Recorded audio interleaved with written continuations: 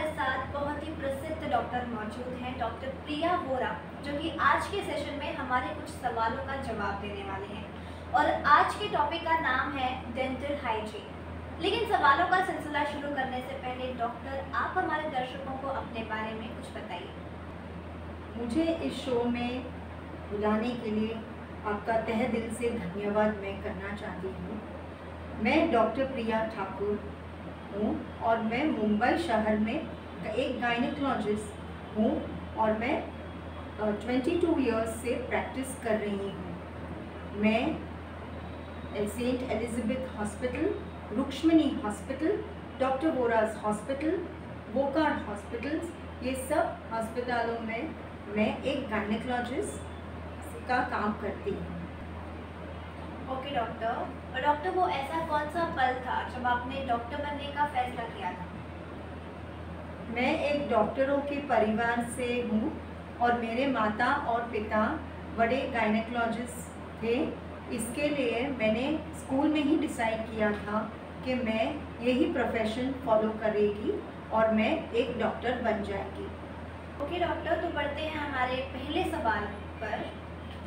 तो पहला सवाल ये है डॉक्टर कि ओरल हाइजीन आखिर होता क्या है? ओरल हाइजीन अपने मुंह को साफ रखना और अपने मुंह को रोग मुक्त करना है, इसका अभ्यास है। हमें रेगुलरली डेंटिस्ट के पास जाना चाहिए और अगर एक्सरे की ज़रूरत है या डेंटिस्ट से जांच करने की ज़रूरत है या उनके ट्रीटमेंट्स की ज़रूरत है, हमें नियमित रूप से करनी चाहिए। हमें रोज़ दांतों को साफ़ सुथरा रखना चाहिए, ब्रश करना चाहिए और डेंटल फ्लॉस भी ज़रूरी है। और प्रिवेंटिव डेंटिस्ट्री हमें बहुत ही सुंदर मुस्कान भी देती है और ये हमारे ओरल हेल्थ के लंबे समय तक उसे बढ़ाती है या इम्प्रूव करती है।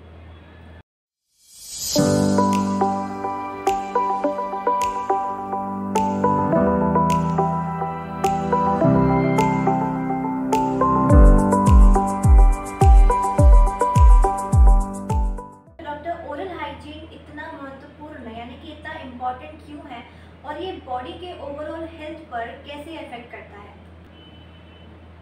ओरल हाइजीन हमारे बॉडी के लिए बहुत ही इम्पॉर्टेंट है।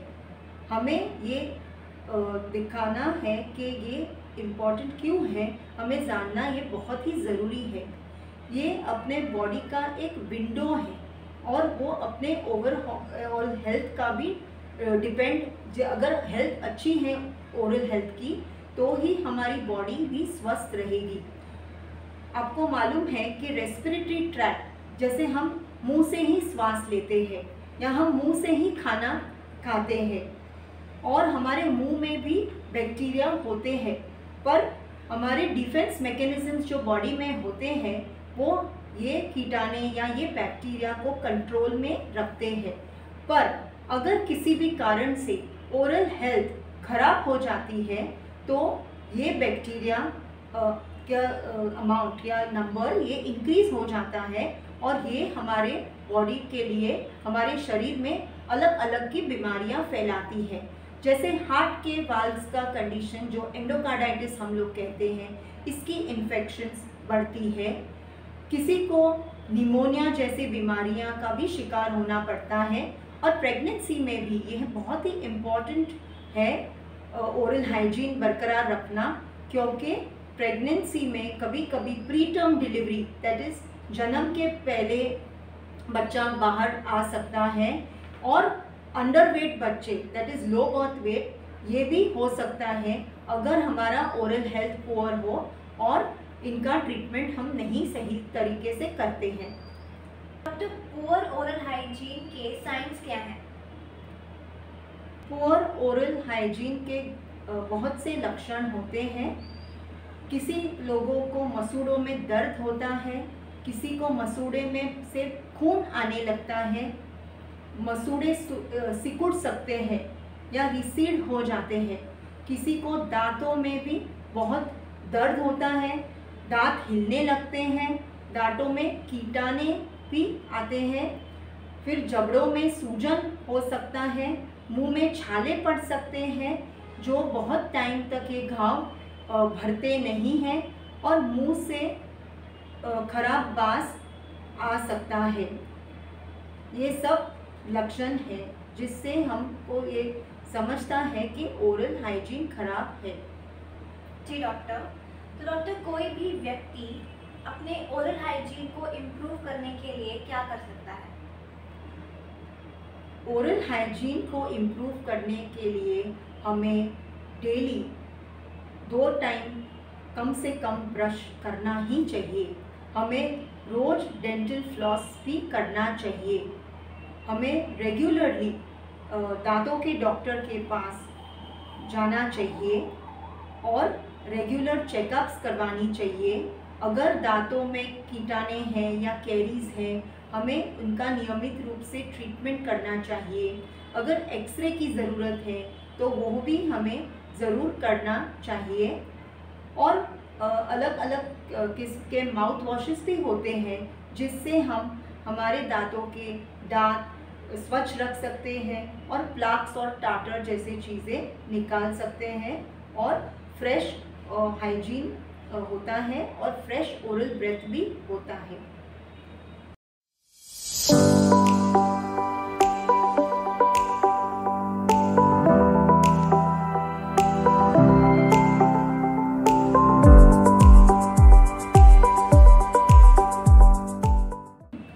तो डॉक्टर एसटीडीज कैसे ट्रांसमिट होते हैं?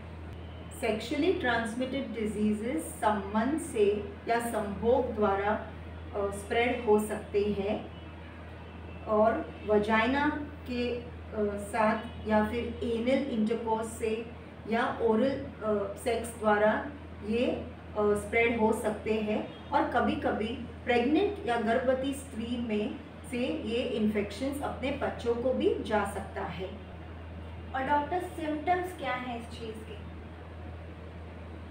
हमें एसटीडीज के लक्षण हमें जानने ही चाहिए, क्योंकि अगर हमें ये लक्षण दिखते हैं तो जल्द से जल्द हमें डॉक्टर के पास जाना चाहिए। किसी को वजाइनल से या एनस से या पीनस से गंदा डिस्चार्ज आता है, किसी को वजाइना से खून दिखने लगता है, फिर पेट के नीचे के हिस्से में दर्द होने लगता है, पेनिट्रेटिव सेक्स के दौरान बहुत ही दर्द होता है और गंदा पानी या खून बहता है और पेशाब के टाइम या यूरिन करते टाइम उनको जलन होती है और गुप्तांग में या अपने प्राइवेट पार्ट्स में रैशेस हो सकते हैं और उधर जख्म या घाव होता है और किसी को खुजली भी हो सकती है। डॉक्टर ऐसे कौन से टिपिकल एसटीडीज हैं जो माउथ को अफेक्ट कर सकते हैं? टिपिकल एसटीडीज जो माउथ द्वारा स्प्रेड हो सकते हैं, हर्पीज, ओरल हर्पीज एक है, फिर गोनोरिया जैसे इन्फेक्शंस, सिफिलिस जैसे इन्फेक्शंस भी हो सकते हैं, एप्स्टीन बार वायरस जैसे इन्फेक्शंस और साइटोमेगालो वायरस जैसे इन्फेक्शंस, ये सब मुंह के द्वारा स्प्रेड हो सकते हैं।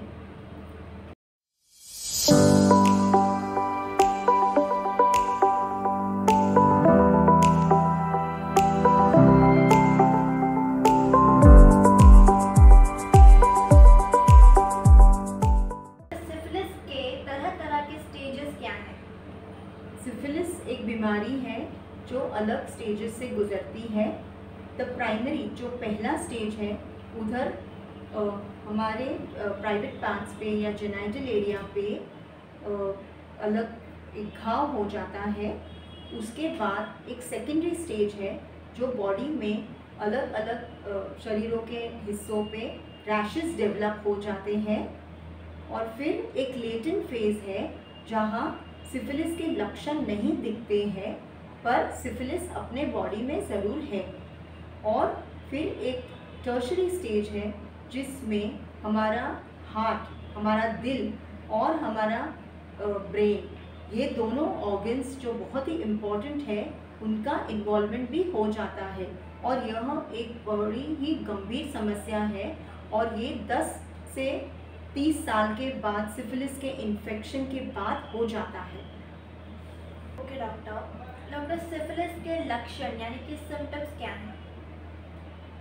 सिफिलिस के पेशेंट्स को सिर दर्द होता है, बहुत लोगों का वज़न घटने लगता है और उन्हें घुटनों में दर्द या जोड़ों में दर्द होता है, बुखार हो जाता है, मुंह में छाले भी पड़ सकते हैं या गुप्तांग में लीजन्स हो जाते हैं और उन्हें फटीग जैसे थकान जल्दी महसूस हो जाती है और उन्हें कभी कभी लिम्फ नोड्स जो हम बोलते हैं वो उनमें स्वेलिंग या सूजन हो जाते हैं।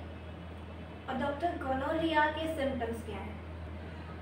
गोनोरिया में एक स्राव या वजाइनल डिस्चार्ज हो सकता है, फिर पेनिट्रेटिव सेक्स पे भी बहुत दर्द होता है या रक्त स्राव जैसे वजाइना से खून बहने लगता है, फिर पेट के नीचे के हिस्से में दर्द होता है, पेशाब के टाइम बहुत ही जलन होने लगता है और बार बार पेशाब आती है।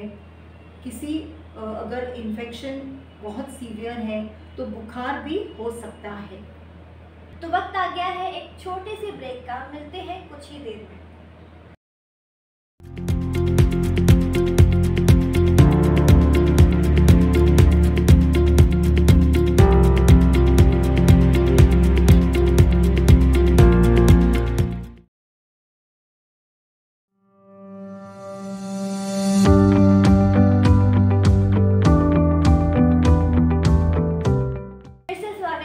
टॉक शो में तो बढ़ते हैं हमारे अगले सवाल पर। और डॉक्टर, ओरल एसटीडीज के लिए टिपिकल ट्रीटमेंट क्या हो सकती है? ओरल एसटीडीज की टिपिकल ट्रीटमेंट हम पे इट डिपेंड्स के कितनी गंभीर ये समस्या है और कौन से स्टेज में ये एसटीडी है। अगर मामूली हर्पीज इन्फेक्शन मुंह में है तभी लोकल एनेस्थेटिक एजेंट्स मिलते हैं और हम उसका उपयोग कर सकते हैं। अगर समस्या गंभीर हो या सीवियर हो तभी हमें एंटीवायरल की दवाएं ये यूज़ करनी पड़ती है। और अगर क्लैमिडिया इन्फेक्शन हो या गोनोरिया हो, इनके अलग अलग एंटीबायोटिक्स मिलते हैं और हमें उसका प्रयोग करना चाहिए। और माउथ रिंसर्स भी होते हैं जिससे जो ज़ख्म है मुंह में वो शांत रह सकते हैं और वो साफ हो जा सकते हैं। जी डॉक्टर, डेंटल डैम क्या होता है? डेंटल डैम एक बैरियर है और ये लेटेक्स या पॉलीयूरेथीन का बनाया हुआ होता है और ये ओरल सेक्स के लिए यूज़ करते हैं और ये अपने प्राइवेट पार्ट्स जैसे वजाइनल एरिया या एनस के एरिया पे ये लगाते हैं। और इससे अगर हमें कुछ भी मुंह में छाले हैं या ज़ख्म है या ये एसटीडीज बेसिकली ये प्रिवेंट करता है कि मुंह में ये ट्रांसमिशन नहीं होना चाहिए और ये अवरोध का काम करता है। ओके डॉक्टर, तो डॉक्टर, कोई भी व्यक्ति एसटीडीज को कंट्रोल करने के लिए या उसको प्रिवेंट करने के लिए क्या कर सकता है?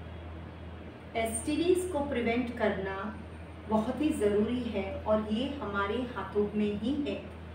हमें ये सेफ सेक्स या सेफ ओरल सेक्स ये बहुत ही हमें इसका अभ्यास करना चाहिए। हमें अनेक लोगों से संबंध नहीं रखना चाहिए। अगर इन्फेक्शन या संक्रमण अपने बॉडी में है तभी हमें सेक्स नहीं करना चाहिए। अलग अलग वैक्सीन्स भी होते हैं, स्पेशली ये ह्यूमन पैपिलोमा वायरस के या हेपेटाइटिस के, एंड इससे हम ये एसटीडीज का रोक कर सकते हैं।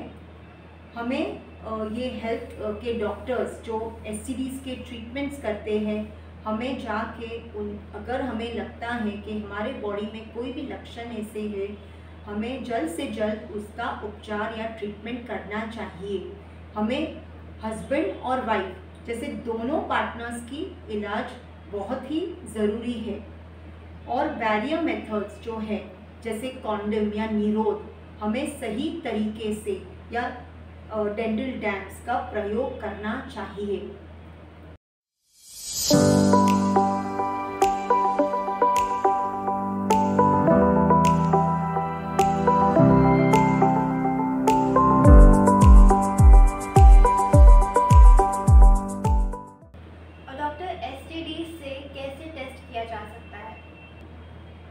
अलग अलग STDs के अलग अलग टेस्ट है। मैं थोड़े एग्जाम्पल्स दे सकती हूँ। अगर एड्स है तो हमारे लिए HIV के ब्लड टेस्ट होते हैं। अगर हेपेटाइटिस B है तो उसके भी ब्लड टेस्ट होते हैं। अगर सिफिलिस जैसे इन्फेक्शंस है तभी VDRL टेस्ट अनिवार्य है, बहुत इम्पॉर्टेंट हो जाता है। अगर गोनोरिया है तभी हम लोग NAT टेस्ट कर सकते हैं और ये गोनोकॉकस के DNA को जांचता है। ब्लड के सैंपल्स के सिवाय या अदर जो सैंपल्स हम लोग ले सकते हैं, ये पेशाब के टेस्ट भी हो सकते हैं, या जहाँ हमारे सुराग है या जख्म या घाव है उस एरिया से स्वैब के टेस्ट भी कर सकते हैं ये STDs के लिए। धन्यवाद डॉक्टर। और डॉक्टर, ऐसे कौन से ओरल हाइजीन प्रोडक्ट्स हैं जिसे पर्सन्स को, किसी भी व्यक्ति को यूज़ करने चाहिए? मार्केट में अलग अलग ये ओरल प्रोडक्ट्स मिलते हैं जिससे अपनी मुंह की सफाई या स्वच्छता इम्प्रूव हो जाती है। माउथ वॉशेस मिलते हैं जिससे ये डेंटल प्लाक्स या टार्टर्स कम हो सकते हैं। अलग अलग प्रकार के ब्रशेस मिलते हैं, डेंटल फ्लॉस मिलता है। फिर टंग क्लीनर्स जो ज़ुबान को साफ रखता है वो भी मिल सकते हैं। माउथ फ्रेशनर्स मिलते हैं और अपने डेंटल ये सॉल्यूशंस, डेंचर्स के लिए अलग प्रकार के सॉल्यूशंस भी मिलते हैं। और हमारे ब्रेथ को साफ रखने के लिए या दांत को चमकाने के लिए डिफरेंट प्रोडक्ट्स है जो मार्केट में से हम ले सकते हैं। और डॉक्टर, एक अच्छी ओरल हाइजीन के एडवांटेजेस क्या हैं? ओरल हाइजीन बहुत ही इम्पोर्टेंट है। ये हमारे ओवरऑल हेल्थ का एक आईना है और हमारे मुंह में भी थोड़े बैक्टीरिया होते हैं, पर हमारे बॉडी के डिफेंस मैकेनिज्म्स उनको फैलने से या बढ़ने से रोकते हैं। पर अगर किसी भी कारण से अपनी ओरल हाइजीन कम हो जाती है तो बैक्टीरिया का प्रमाण बढ़ जाता है और बहुत ही हमारे शरीर में बीमारियां फैल सकती हैं।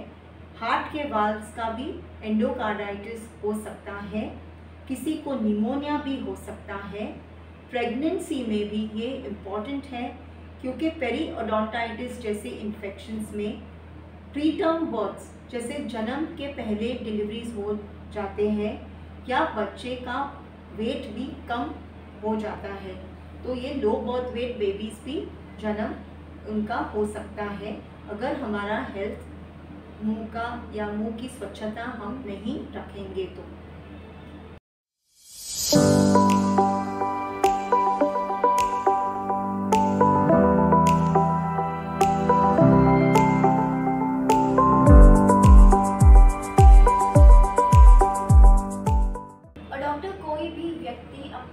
एग्जाम्स या क्लीनिंग्स के लिए अपने डेंटिस्ट को कब देख सकता है?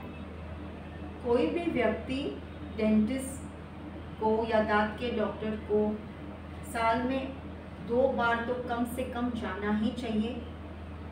और अगर उनको कुछ भी तकलीफ है, जैसे उनको अगर कैरीज है, उनके कीटाणु हैं दांतों में, तो डेंटिस्ट भी लगातार उनके ट्रीटमेंट्स के लिए हमें जाना चाहिए और वो डेंटिस्ट डिसाइड कर सकता है कि कितनी फ्रीक्वेंसी में या कितने जल्दी उनको बुलाना चाहिए। और अगर प्रेगनेंसी भी हमें इम्पॉर्टेंट है कि ये हमारी स्वच्छता दांतों की रखनी ही चाहिए और प्रेग्नेंट लेडीज़ को भी डेंटिस्ट के पास जाना चाहिए। और अगर हमें कोई भी इलेक्टिव प्रोसीजर दांतों का करना चाहिए तो बीच के भाग प्रेगनेंसी का जो सेकंड तिमाहा है, सेकंड ट्राइमेस्टर है, वो सेफ है और हमें हिचकिचाना नहीं चाहिए। तो डॉक्टर, महिला की प्रेगनेंसी के वक्त ऐसे कौन से डेंटल प्रॉब्लम्स हैं जो उन्हें फेस करने पड़ सकते हैं और इन्हें ठीक कैसे किया जा सकता है? प्रेगनेंसी में बहुत से चेंजेस होते हैं हमारी बॉडी में, और प्रेगनेंसी के हार्मोन्स जो ईस्ट्रोजन और प्रोजेस्टेरॉन ये बढ़ जाता है। बहुत से गर्भवती स्त्रियों को उल्टियाँ होने लगती हैं, उनके खाने के पैटर्न्स ऑल्टर हो जाते हैं और ये हार्मोन्स के कारण हड्डियाँ और दांत भी लूज हो सकते हैं। बहुत से स्त्रियाँ को दांतों की सड़न हो जाती है या कैरीज या डीके इन द दांत हो जाते हैं, और इसके कारण ये बच्चों को भी उनके दांतों को भी इफ़ेक्ट हो सकता है इस पर। फिर किसी स्त्रियों को दांतों के इरोजन्स हो जाते हैं या इनेमल के इरोजन हो जाता है। फिर जिंजिवाइटिस एक संक्रमण है जिसमें मसूड़ों में दर्द होने लगता है और खून जाने लगता है, उसमें इन्फेक्शन हो जाता है और उन्हें बहुत दर्द हो जाता है। और पेरीओडोंटाइटिस एक सीवियर फॉर्म है और इसका इलाज बहुत ही ज़रूरी है क्योंकि इसके कारण प्री टर्म बर्थ्स और लो बर्थ वेट बेबीज़ हो सकते हैं। धन्यवाद डॉक्टर, ये काफ़ी इन्फॉर्मेटिव रिस्पॉन्स रहा था आपका, और मैं आशा करती हूँ कि ये सेशन आप सभी के लिए काफ़ी हेल्पफुल और बेनिफिशियल रहा होगा। लेकिन जाने से पहले डॉक्टर, आप हमारे दर्शकों के लिए कुछ चंद शब्द कहिए।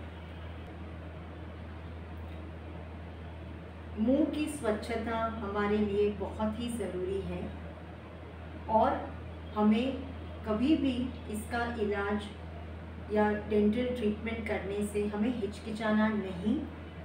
हमें नियमित रूप से हमारे डेंटिस्ट के पास जाना ही चाहिए। अगर जांच करवानी चाहिए, अगर एक्सरे की ज़रूरत है या ट्रीटमेंट्स की ज़रूरत है, हमें करनी ही चाहिए। प्रेगनेंसी में भी गर्भवती स्त्रियों को दांत की स्वच्छता रखनी ही चाहिए, और अगर कोई भी ट्रीटमेंट करनी पड़ी तो सेकेंड ट्राइमेस्टर बहुत ही सेफ पीरियड है और ये आराम से उसमें ट्रीटमेंट्स कर सकते हैं। कोई भी दवा लेने के पहले अपने गायनेकोलॉजिस्ट को ज़रूर कंसल्ट कीजिए, और ये सब इम्पॉर्टेंट टिप्स हैं और हमें ध्यान रखना ही चाहिए। धन्यवाद डॉक्टर, ये काफ़ी ग्रेट रिस्पॉन्स रहा था आपका, और हम बहुत ही ज़्यादा आभारी हैं कि आप हमारे नालिका टॉक शो में आए और अपना कीमती वक्त हमें दिया। धन्यवाद डॉक्टर। तो मिलते हैं फिर अगले सेशन में और भी दिलचस्प टॉपिक के साथ। तब तक के लिए to all the lovely viewers, stay tuned, stay happy and stay safe.